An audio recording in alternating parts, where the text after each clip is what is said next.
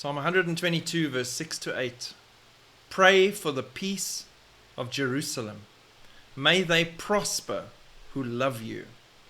Peace be within your walls, prosperity within your palaces. For the sake of my brethren and companions, I will now say, peace be within you. Shalom, God's shalom. 1,000 years of shalom and peace from Christ and Christ alone. That is my prayer for Israel. God does not slumber nor sleep when it comes to us or his promises and covenant with Israel. Anonymous website has issued cash bounties for killing Israeli academics and publishes personal details. According to the postings, the operators are offering a range of payments. $1,000 for placing notices outside a target's home. $5,000 for supplying information about a person. $20,000 for arson attacks. And $50,000 for murder. The website has since been taken down, but comes from Iran behind it. And this is the level of hatred that is currently out there towards Israel. Imagine you're an academic or a leader in Israel and you are on this list. $50,000 to have you killed in a world suffering financially and struggling to just keep up and survive.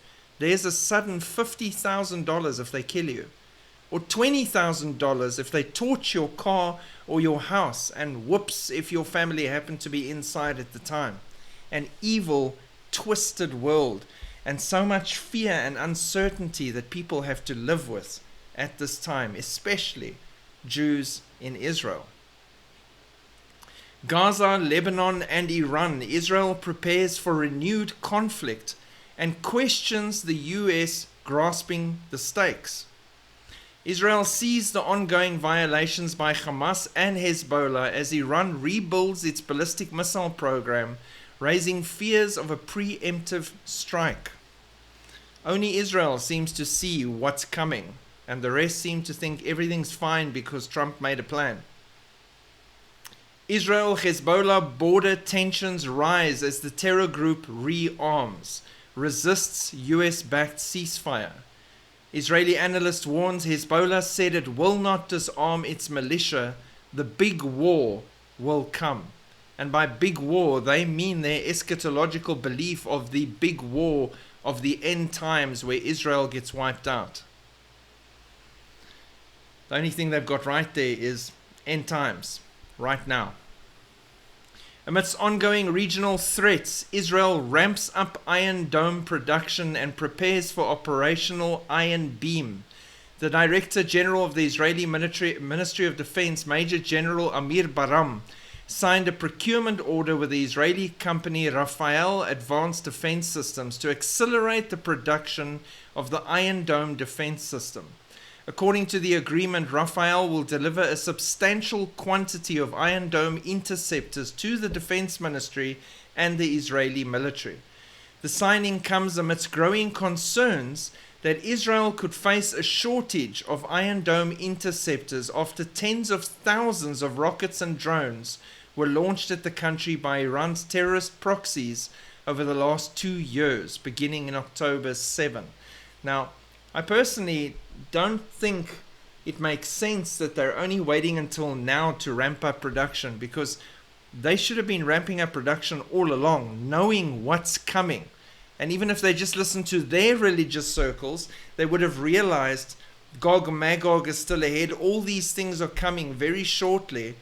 And why aren't we ramping up more and more of these interceptors so that we can be ready for what's ahead? Surely they couldn't just have been waiting for a requisition order. Hamas says it's pulling out of the Gaza ceasefire over alleged Israeli violations. It's always Israel's fault. We've got that by now. Hamas warned US envoy Steve Witkoff and Jared Kushner that the Gaza ceasefire is over and they are ready to fight. The terror group's about face comes after an Israeli strike on Gaza Saturday took out Hamas chief of weapons supply, Ala Hadidi, which it slammed as a violation of the US-backed ceasefire. The IDF said the strike was in retaliation to a Hamas operative crossing into the humanitarian relief zone and opening fire on Israeli troops. So Hamas comes out of the tunnel, crosses into the humanitarian zone and shoots at the IDF. Israel responds, and now it's Israel's fault, and they are in violation. It shared a video of the alleged incident on X showing a gunman dressed in all black, who Israeli officials say crossed the military withdrawal line in a vehicle, exploiting the humanitarian route before getting out of the vehicle and firing a long-range gun. The gunman was shot by IDF troops and collapsed.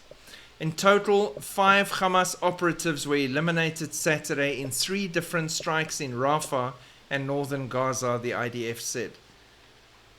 My humble opinion, and it's going to sound terrible, all of your hostages have been released. You've got them all back. The only thing they might still have is 1 or 2 dead Israelis.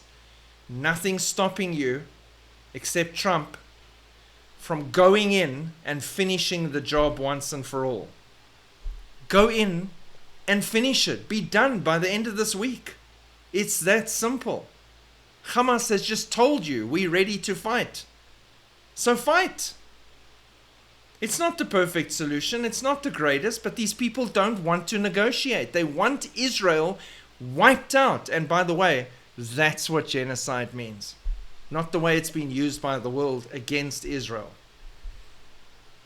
Saudi Crown Prince Mohammed bin Salman tells Trump that Riyadh wants to join the Abraham Accords, but only with the Palestinian state. Saudi Arabia signaled a renewed interest in formal ties with Israel. And according to US officials, the Crown Prince told the president that they want to be part of the Abraham Accords, but it must ensure a path to a 2-state solution. After the talks, Trump briefed reporters on the prospect of an agreement between Israel and Saudi Arabia, receiving a positive response from the Crown Prince. Again, they're going to use all of this to push that 2-state solution, which the Bible clearly shows us what's going to happen in the days ahead. They are going to divide God's land, and God is going to hold them in judgment because of that. So we'll see how Netanyahu plays in on this, because he's been very vocally against the idea, but then he takes the pressure from Trump and bows to it every time so far, if we look at the track record. So we'll see what Trump says to convince Netanyahu to throw away his career in exchange for allowing the 2-state solution. All of these things happening really fast and really right now in front of our faces, with Macron and his buddy from Palestine already sitting down and working out the future of the new Palestinian state, and everyone trying to get their touch on this deal so that they can go down in history, not knowing they're going down in God's book as one more person that needs to be judged for what they have done right now. Keep praying for Israel. Keep praying for more people to turn and receive Jesus Christ as their Lord and Savior, and they could skip out on going through Daniel's 70th week, Jacob's trouble, which again, nobody really understands how terrible it's going to be. Shalom.